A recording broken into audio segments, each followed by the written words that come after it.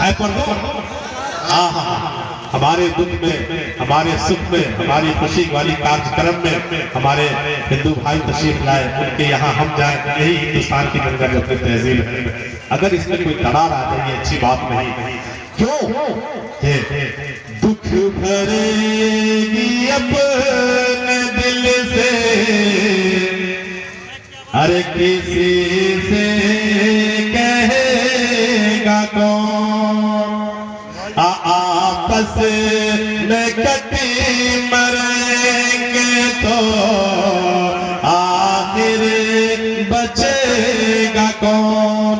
होंगे न तुम तो लाएंगे भाई कहाँ से हमें, होंगे न तुम तो लाएंगे भाई कहाँ से हमें, होंगे न हमें तो फिर तुम्हें भाई कहेगा कौन, होंगे न हमें तो फिर तुम्हें भाई कहेगा कौन। दुख भरेगी अपने दिल से, किसी से कहेगा कौन। और इसी पर हमें एक शेर हमारे जिला सुपौल से ताल्लुक रखने वाले एक आली जनाब शायर इनकलाब फैसल मीराना है, उन्होंने एक शेर का अक्सर की इजाजत हो चुकी, मेरा टाइम मुकम्मल होने जा रहा है, लेकिन मोहब्बत में आप लोगों की इजाजत हो तो पढ़ दूंगा। एक ही मालिक हमारा, अरे एक ही रहमान है, एक ही रहमान है। तो क्या है हिंदू, अरे क्या है मुस्लिम, हर कोई इंसान है, हर कोई इंसान है। अरे जो करे नफरत की बातें, मौलवी पंडित कोई, मौलवी पंडित कोई, जो करे नफरत की बातें, अरे मौलवी पंडित कोई, मौलवी पंडित कोई, तो वो है जाहिल, अरे वो है जाहिल, वो बड़ा नादान है, वो बड़ा नादान है। अब मिल के रहते हैं जहाँ पर, अरे हिंदू मुस्लिम हर कोई, हिंदू मुस्लिम है कोई, मिल के रहते हैं जहाँ पर, अरे हिंदू मुस्लिम हर कोई, हिंदू मुस्लिम है कोई। वो वतन मेरा है जिसका नाम हिंदुस्तान है, नाम हिंदुस्तान है। बहुत बहुत शुक्रिया आप लोगों का, बहुत बहुत मुबारक हो। अलगर्ज मेरे दोस्तों बुजुर्गों, मैं आप तक एक पैगाम पहुंचाने जा रहा था कि आज हमारे बीच के अंदर, हमारे समाज के अंदर जो अशांति का माहौल कुछ लोग बना रहे हैं, और श्री रामचंद्र जी वनवास में गए थे, क्यों गए थे? इसलिए मेरे दोस्तों बुजुर्गों, इसलिए कि उनकी जो सौतेली माँ थी, उनकी ख्वाहिश हुई कि राजगद्दी का मालिक श्री रामचंद्र नहीं, मेरा बेटा भरत बनेगा। अब देखिए बाप का भी, अब श्री राजा दशरथ जी बीवी की बात टाल नहीं सकते, चूंकि वचन दिए थे। इन वचन को पालन करने के लिए अपने बेटे को समझाया, श्री रामचंद्र जी को समझाया कि अपने छोटे भाई भरत को राजगद्दी का मालिक बनने दो, और तुम जो है तुम मत बनो। मेरे दोस्तों, श्री रामचंद्र जी अपने छोटे भाई को राजगद्दी का मालिक बनाते हैं, और उसे तकलीफ न पहुंचे, उसे हमारी जात से ठेस न पहुंचे। मेरे दोस्तों 14 साल के लिए वनवास चले जाते हैं। वनवास क्यों? अगर हम रहेंगे बड़े भाई का बाप के जिम्मे, बाप की कुर्सी का हक अगर किसी भाई को है तो बड़े भाई को है। अगर मेरे रहते बड़े रहते हुए छोटा गद्दी पर बैठ जाएगा, ये किसी के दिल और जमीन को गवारा नहीं करेगा। श्री रामचंद्र जी सोचिए, अगर मैं यहाँ रहूंगा कहीं ऐसा न हो कि मेरी जात से मेरे छोटे भाई को तकलीफ न पहुंच जाए। और मेरे हिंदू मुस्लिम भाइयों, भला बताइए श्री रामचंद्र जी अपनी जात से अपने छोटे भाई को तकलीफ न पहुंच जाए, अपने आप को बनवास होने के लिए 14 साल के बनवास होने के लिए तैयार हो गए और उन्होंने जंगल के अंदर अपने रहने का ठिकाना बना लिया। लेकिन मेरे दोस्तों, आज बहुत सारे हम में से ऐसे बंदे हो जाते हैं, ऐसे लोग हैं जो श्री रामचंद्र जी के नाम पर मानवता के ऊपर, किसी इंसान के ऊपर जय श्री राम का नारा लगाते हैं और इंसानियत को इस कदर पिटाई करते हैं कि उसे मौत का घाट उतार देते हैं, मोब लिंचिंग कर देते हैं। बड़ा अफसोस उस वक्त होता है। नहीं, मेरे हिंदुस्तान के अंदर जो है, मेरे हिंदुस्तान में हिंदू, मुस्लिम, सिख, ईसाई और ये तमाम के तमाम आपस में है भाई भाई, और इसी भाई भाई की पहचान और इसी भाई भाई की वजह से हिंदुस्तान गंगा जमुनी तहजीब के लिए पूरे मुल्क और पूरी दुनिया के अंदर जाना जाता है। मेरे दोस्तों, पहला इंसान हजरत आदम इसी मुल्क में आए, यहाँ से इसी मुल्क से इंसानियत का फैलाव इंसानियत फैली है। इसीलिए पूरी दुनिया में अगर मोहब्बत किसी मुल्क से अगर गई है, ट्रांसफर हुई है, वो मुल्क हम फख्र से कहते हैं कि मेरा भारत महान है, इसलिए कि पहला इंसान इसी मुल्क हिंदुस्तान में पैदा हुआ, इसी मुल्क हिंदुस्तान में आया। पहला अल्लाह का वो कौन सी सरजमीन, वो श्रीलंका की वो पहाड़ी सरनदीप पर अल्लाह ताला ने हजरत आदम को उतारा।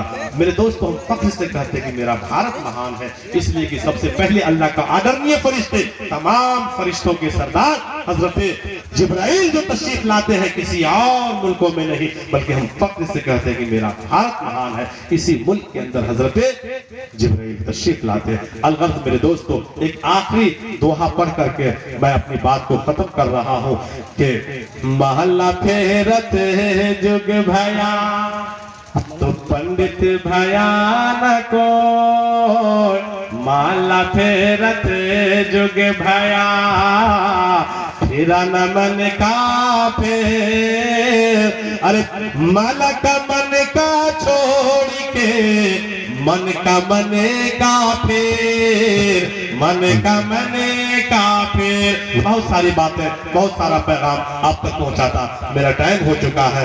बस दुआ है कि अल्लाह ताला हमारे समाज के अंदर, हिंदू मुस्लिम भाइयों के अंदर खूब मोहब्बत पैदा फरमाए, इस मुल्क के अंदर अमन और शांति का माहौल पैदा फरमाए, पूरी दुनिया में अमन और शांति बरकरार रखे। अल्लाह ताला हम सब की हाजिरी को कबूल फरमाए, हम सबको सिरात मुस्तकीम की हिदायत फरमाए, और हमारे हिंदू भाई यहाँ तशरीफ फरमा है, आप सबकी दिली मन की कामनाएं को ईश्वर परमेश्वर पूरी फरमाए। चलते चलते ईश्वर के बारे में मैं एक मंत्र पढ़ दे रहा हूँ, ईश्वर के बारे में बस एक मंत्र पढ़ करके मैं बस उतरने वाला हूँ। मेरे दोस्तों, जिस खुदा को हम मानते हैं उसी खुदा को हमारे बिरादरान वतन भी मानते हैं। उसके बारे में तुलसीदास जी महाराज से जब पूछा गया,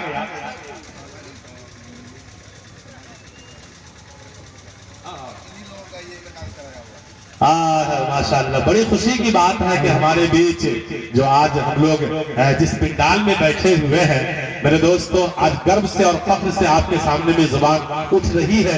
ये सरजमीन, ये मिट्टी, ये धरती, ये खेत, ये खलियान हमारे हिंदू भाई की जमीन है। लेकिन जब सुना कि एक बड़ा पवित्र और बड़ा अजीम शान जलसे का इनेकाद होने जा रहा है, मेरे दोस्तों, एक बोली पर एक आवाज, इसी को गंगा जमुनी तहजीब कहते हैं। इसी को मेरे दोस्तों, जब महाराज तुलसीदास जी से उनकी कौम के लोगों ने पूछा कि हमें ईश्वर के बारे में, परमेश्वर के बारे में बतलाइए कि वो कैसे है, क्या है, चूंकि हम बहुत उसके बारे में जानना चाह रहे हैं, तो मेरे दोस्तों, वो रामचरित मानस के अंदर खंड नंबर अध्याय नंबर 17 के अंदर लिखा हुआ है कि पद दिन अरे सुनई बिनो गाना। ईश्वर, अरे बिना पांव से जो चलने वाला हो वही खुदा है, बिना हाथ का जो पकड़ने वाला हो वही खुदा है, बिना आंख का जो देखने वाला हो वही खुदा की जात है, बिना कान का जो सुनने वाला हो वही खुदा की जात है, और बिना जुबान का जो बोलने वाला हो वही खुदा की जात है। वो खुदा तो है, वो चलता जरूर है मगर पांव से पाक है, वो पकड़ता जरूर है मगर हाथ से पाक है, वो देखता जरूर है मगर आंख से पाक है, वो सुनता जरूर है मगर कान से पाक है। मैंने कहा महाराज तुलसीदास जी यही तारीफ तो हम मुसलमान भी करते हैं, जो आज़ाए जिस्मिया से पाक हो, हाथ से पाक हो, बदन से पाक हो, जिस्म से पाक हो, कान से पाक हो, हाथ से पाक हो, यही तारीफ हम मुसलमान भी करते हैं। तो कह रहे क्या, पद बिन चलई अरे सुनई बिनो गाना, कर बिन करम करे विधि नाना, ऐलन रहस शकल रस भोगी, बिन बानी पकत बड़ा जोड़ी, तल बिन परस नयन बिनो देखा, तल बिन परस नयन बिनो देखा, कई घरान बिनु बासे ऐसा। अलगर्ज मेरे दोस्तों बुजुर्गों, पयाम इंसानियत के हवाले से आप तक मैं पैगाम पहुंचा रहा था। इसी पयाम इंसानियत के हवाले से आपको महाराज कबीरदास जी के बहुत सारे दोहे सुनाए गए हैं। एक हमारे बीच जिला यूपी से ताल्लुक रखने वाले एक शायर हैं असद बस्तवी साहब। मेरे दोस्तों बुजुर्गों, अगर आप उनकी एक शायरी को अगर सुन लेंगे तो वाकई आप कहिएगा कि इस शायरी के अंदर मुकम्मल पयाम इंसानियत है। अगर आप सबकी इजाजत हो तो आखिरी शेर मैं पयाम इंसानियत के हवाले से आप तक पहुंचा दूं, सुना दूं। एक ही जगह सब मिल बैठे तो हर मुश्किल आसान बने। आज हम लोग जिस चीज से दूरी अख्तियार किए हैं, आज हम लोग मीटिंग करते हैं, मशवरा करते हैं, अपने सारे बैठ जाते हैं, हिंदू भाई को छोड़ देते, पूछते भी नहीं है। तो वहां पर अपने अपने मानसिकता से लोग कुछ लगाना शुरू कर देते हैं, है ना। ये कमी किसकी हुई? ये हम लोगों की कमी हुई। समाज के अंदर समाज के अंदर अगर अशांति, समाज के अंदर अगर कोई नफरत की बू अगर पैदा हो रही है, मेरे दोस्तों जिम्मेदार हम खुद हैं। इसीलिए कोई भी काम करें, जहां हम मुसलमान बैठते हैं वहां अपने पड़ोसी, अपने भाई को भी बुला लें। इंशाअल्लाह देखिए समाज का बड़ा से बड़ा काम होगा मेरे दोस्तों, आसानी से हल हो जाएगा। अब देखिए इतने बड़े जलसे और प्रोग्राम करवाने के लिए आपको जगह नहीं मिल रही थी, और भाई से आपने पूछा, बुलाया, मशवरा में शामिल किया, और आपने जाहिर किया, अपनी मजबूरी बताया। एक आवाज पर उन्होंने पता चला कि गेहूं लगा हुआ था, फसल लगा हुआ था, लेकिन भला बतलाइए, आप फसल का मुआवजा देने के लिए गए, कुर्बान जाओ आपके इन अदाओं पर, लेकिन आपने मुआवजा नहीं लिया। एक ही जगह सब मिल बैठे तो हर मुश्किल आसान बने, सारी दुनिया में फिर अपनी एक ही अलग पहचान बने। चोटी अगर हिंदू को लगे तो दर्द मुसलमानों को हो, चोटी अगर हिंदू को लगे तो दर्द मुसलमानों को हो। हम लोगों की ख्वाहिश है कि ऐसा हिंदुस्तान बने, हम लोगों की ख्वाहिश है कि ऐसा हिंदुस्तान बने। ऐ मेरे वतन के बाशिंदों, अब आओ कुछ ऐसा काम करो, इस मुल्क से नफरत खत्म करो, आपस में मोहब्बत आम करो। जब एक ही वतन है हम सबका, जब एक ही वतन है हम सबका, फिर आपस में झगड़ा कैसा। हम अल्लाह अल्लाह करते हैं और आप भी रामो राम करो, हम अल्लाह अल्लाह करते हैं और आप भी रामो राम करो। लेकिन मेरे दोस्तों बुजुर्गों, वही हमारे समाज में एक गलत मानसिकता रखने वाले इंसान खड़ा होता है, कभी हमारे सामने हमारी मोहब्बत को तोड़ने के लिए, कभी मंदिर मस्जिद का मुद्दा सामने ले आएगा, कभी हमारी मोहब्बत को नफरत में बदलने के लिए, कभी हमें जात पात और धर्म के नाम पर बांटना चाहेगा। मेरे दोस्तों, वहां ऐसे लोगों से बाखबर होशियार रहना है। और कहना है क्या, चांद तारे गगन की जीनत है, अरे फूल कांटे चमन की जीनत है, हिंदू मुस्लिम को मिलके रहने दो, ये दोनों हमारे वतन की जीनत है। इसीलिए मेरे दोस्तों आखिरी शेर, अगर खामोश रहता हो तो गैरत मार डालेगी। इंसान को हुकूमत में बने रहने के लिए, कुर्सी पर जमे रहने के लिए कभी हमारे सामने में ऐसे कवानीन लेके आ जाते हैं, ऐसा कवानीन आता है कि अगर हम खामोश रह जाएंगे तो मेरे दोस्तों आपको भारत की शहरियत से दूर होना पड़ेगा। जैसे एनआरसी, जैसे सीए, तो वहां हमारे साथ हमारे हिंदू भाई भी आते हैं और सरकार की मुखालफत करते हैं कि नहीं, ये नहीं चलने देंगे, हमारे भाई हैं, कल भी थे, आज भी है और कल भी रहेंगे, एनआरसी नहीं चलेगा। तो हम लोग एहतजाज करते हैं ना। लेकिन मेरे दोस्तों अगर खामोश रहिए तो क्या होगा, शहरियत जानी पड़ेगी। अगर खामोश रहता हो तो गैरत मार डालेगी, अगर कुछ बोल दूंगा तो हुकूमत मार डालेगी।